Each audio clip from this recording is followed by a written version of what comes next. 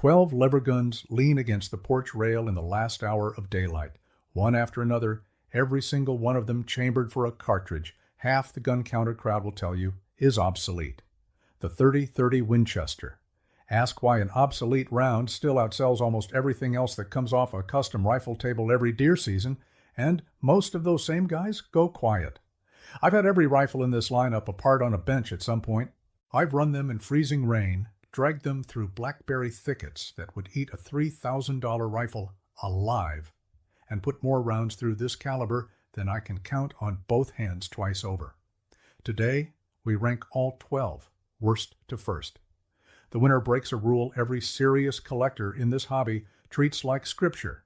It's not the one with the famous name stamped on the barrel. It's not the one worth the most money on the collector market. Stick with me, because by the time we get there, you'll understand exactly why that matters more than it sounds like it should. Here's the working principle behind every ranking on this list, and it doesn't bend for a brand name or a pedigree. 2 questions, same 2 questions, applied to every single rifle. Will it still put meat in the freezer when the shelves are thin and your hands are cold? And is it actually worth what somebody's asking for it? A rifle that costs $2,000 and never leaves the safe fails the first question just as badly as a rifle that jams on round 4 fails the second. Reliability and value. That's the whole filter. Fame doesn't get a vote. Collector status doesn't get a vote. 12 rifles, worst to first, same 2 questions every time. A word on the cartridge itself first, because it explains everything that follows. The 30-30 showed up in the mid-1890s, chambered first in the lever gun that made it a household name, and it holds a real claim to being the first small-bore sporting cartridge in this country built specifically around smokeless powder. No army ever adopted it. No procurement office ever signed a contract for it. It built its entire reputation one way, and one way only. Hunters kept buying it, year after year, generation after generation, because it kept working in the woods when it mattered. That's a different kind of pedigree than most of what shows up on gun store walls today, and it's worth keeping in the back of your mind as we go through this list, because it's exactly the standard every one of these 12 rifles gets held to. Number 12, the Henry Single Shot in 30-30, model HO-15. 1 round, that's the whole magazine, because there isn't one. Anthony Imperato's company out of New Jersey builds this as a simple break-action rifle for the hunter who wants total mechanical simplicity and nothing else to think about. A 22-inch barrel, a solid steel receiver drilled and tapped for a scope, and a rebounding hammer design that makes it about as inherently safe as a centerfire rifle gets. It comes in right around 7 pounds and shoots with genuinely impressive accuracy for the money, $500 or so out the door. For a kid's first deer rifle or a truck gun you keep behind the seat and never think twice about, it is honestly hard to beat. Against the filter, it runs. It just runs exactly once. Ask any hunter who's had a follow-up shot matter, and you'll understand immediately why this sits at the bottom of a 12 rifle list instead of off the list entirely. Number 11, and this is where things get strange early, on purpose. The CVA Scout pistol in 30-30, not a rifle, a pistol. 14-inch barrel, the same break-open single-shot action CVA uses across its full-size Scout rifle line, built as a limited distributor exclusive run instead of a standing catalog item. Most shooters who want a 30-30 don't even know this thing exists, and most who do will never fire one. It's not practical for a hunt. It's barely a fair candidate for a rifle countdown at all. But it proves something worth noting. Even a caliber everybody calls old-fashioned still turns up in genuinely strange, modern packages when a manufacturer decides to have some fun with it. Against the filter, it's a novelty piece, worth talking about, not something you'd actually build a season around. Number 10, the Mossberg 464 SAPX. Picture an AR-15 style buttstock bolted onto a 30-30 lever action. Add a threaded 16-inch barrel, a waffle-textured polymer handguard, and a grip safety built right into the lever itself, and you've got the strangest factory rifle Mossberg ever built. It landed around 2012, right at the peak of the tactical everything era, and it earned no shortage of ridicule for the look alone. Mossberg discontinued the entire 464 line a few years later. Here's the thing, though. Strip the costume off it, and underneath sits the same basic top eject 3030 action Mossberg had been building since 2008, complete with the same ejection reliability complaints some owners report from that centerfire chambering specifically. Against the filter, it's an interesting idea, wearing borrowed clothes. And the clothes cost you function you never get back. Number 9, the Rossi R95 Classic. For years, Rossi's people kept hearing the same question at every trade show. When are you finally bringing a 3030 to market? In 2023, they answered it, building the R95 on the same basic pattern as the old Marlin 1895 Action, rather than the smaller pistol caliber frames Rossi built its reputation on. 20-inch hammer-forged barrel, 5+1 capacity, an oversized loading gate, and a drilled and tapped receiver, all for a price under $1,000, roughly $200 less than the Henry and closer to $300 less than the new Marlin. This is the Gateway 3030, the rifle most working folks will actually own first. Against the filter, it runs, and it runs cheap. The trade-off is fit and finish that can vary noticeably from rifle to rifle. The same growing pain almost every budget import goes through in its first few years on a new market. Number 8, and yes, I know this is a lever gun countdown, the Savage 340. A bolt-action 3030, built from 1950 all the way through 1985, and sold under more department store house brands than most shooters realize. A simple single-lug bolt, no serial number stamped on the earliest examples, and a long-running reputation for bulky ejector, springs that pop loose and vanish into the grass at the worst possible moment. No current manufacturer builds anything quite like it in this caliber anymore. It's a ghost now, something you only find used, usually for a couple $100, usually with somebody's initials carved into the stock by a pocket knife decades ago. For pure accuracy from a scoped hunting rifle, a bolt action's inherent edge over a lever gun's action is real, and it's not marketing talk. Against the filter, it runs, when the ejector cooperates, at a genuinely honest price. But it's not really what this list is about, and the 7 rifles ranked above it all prove exactly why a good lever gun still beats a mediocre bolt gun at the specific job this cartridge was built for. Number 7. The current production Winchester Model 94, built under license by Miroku in Japan since the original New Haven, Connecticut plant closed its doors in 2006.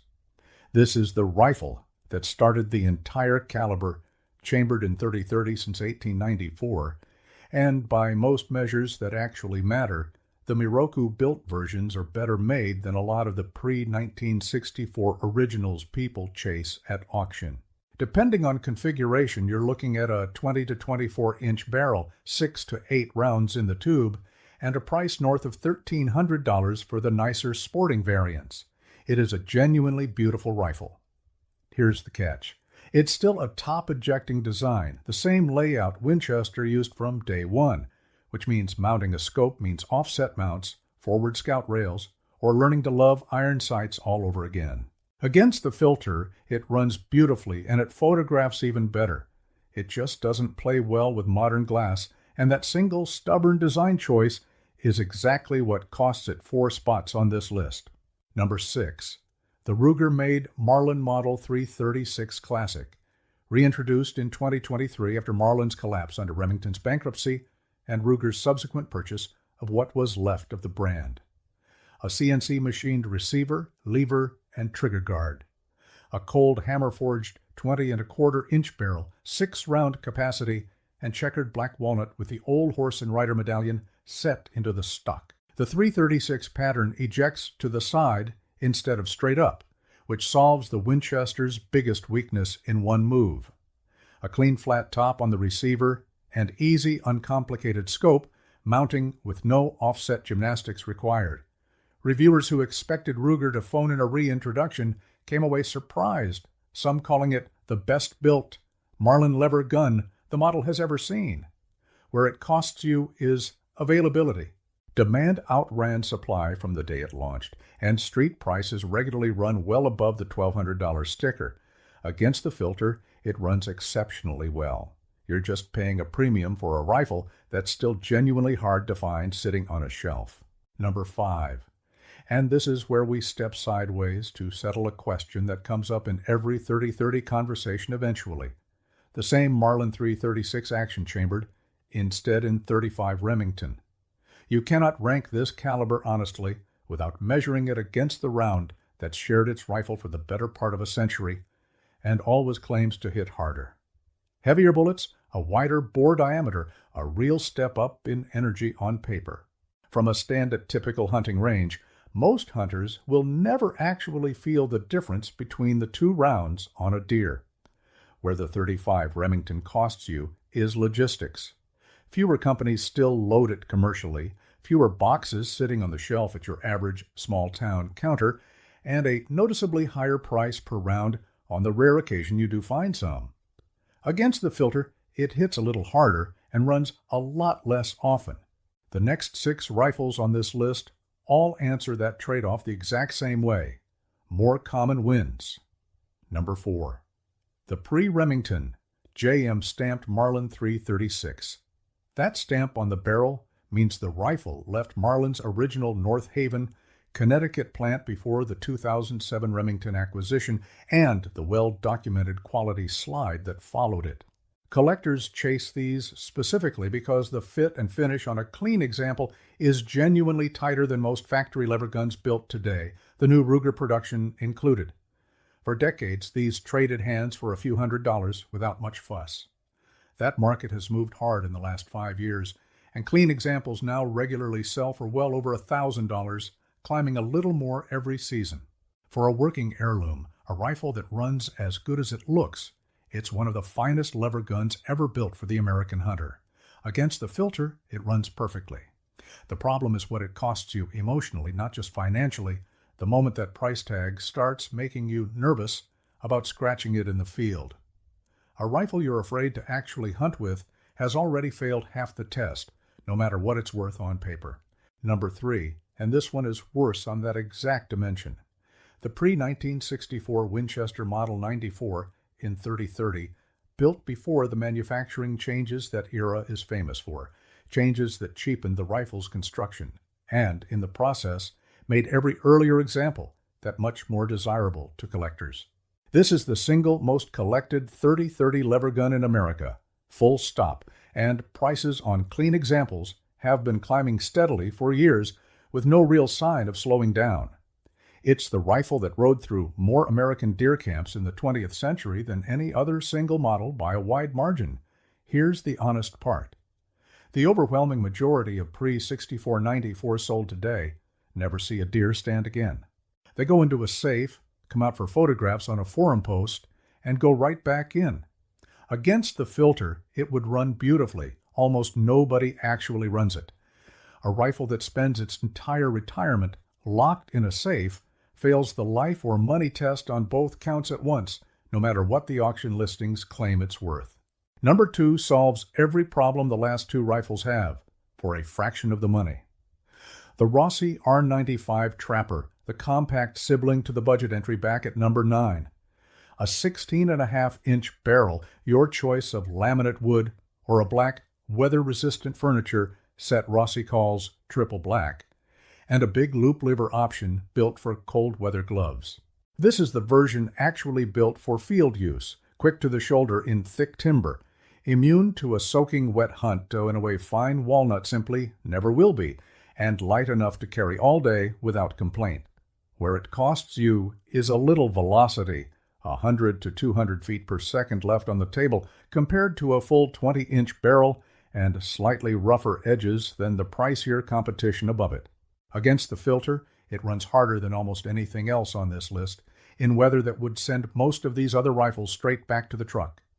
It's not number 1, but it's close, and it costs a fraction of what the 2 collector guns above it demand for the privilege of outranking it on paper alone. And now the rifle nobody wants that beats every rifle we've named. Number 1, the Henry Steel Lever Action 30-30, Model H009G, a 20-inch barrel, 5+1 capacity, 7 pounds even, American walnut furniture, and a side-loading gate that lets you top off the tube without cycling a single live round through the action. Here's the rule it breaks.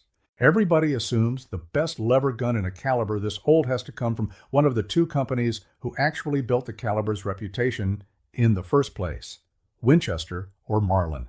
It doesn't have to. Henry solved the Winchester scope problem with side ejection right out of the gate. It undercuts the current Marlin's price by $200 to $300 new. And because it's in active production right now, parts and warranty support are a phone call away instead of a gamble on a 70-year-old spring nobody stocks anymore. I understand the pull toward the JM Marlin or the pre-64 Winchester. I've handled both more than once. They carry history a brand new rifle simply cannot manufacture on a factory floor. Strip the nostalgia and the collector premium away, though, and the Henry answers both halves of the filter better than anything else we've talked about today. It's common enough that any gun counter in the country can have one in a week. It's affordable enough that you won't flinch dragging it through a briar patch on a Tuesday morning, and when the trigger breaks, it runs. Spec, price, and availability, it wins on all three at once. And that's exactly why nobody at the gun show is fighting over it.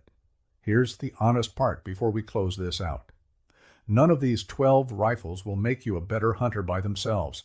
The most important piece of equipment in this entire conversation sits between your ears, and no lever gun, however well it's built, makes up for a lack of practice at the range or time spent actually learning the ground you hunt on. If I had to keep only 3 rifles off this whole list, it would be the Henry Steel for every single day of the season, the Rossi Trapper for the days the weather turns genuinely ugly, and the JM Marlin because some rifles deserve to outlive the person who bought them and get handed down instead of sold off. And that's the principle this whole list keeps proving over and over, one rifle at a time. Don't buy a rifle for the story stamped into the barrel. Buy it for the story it can still write for you, out in real weather, on a morning cold enough that everything else in your truck would rather stay home. Figure out what the rifle actually has to do for you. Then decide whether the name on the receiver has anything to do with that at all. Tell me where I got this one wrong. Which of these 12 is sitting in your safe right now, and does it run the way I said it does? I read every comment. See you on the next one.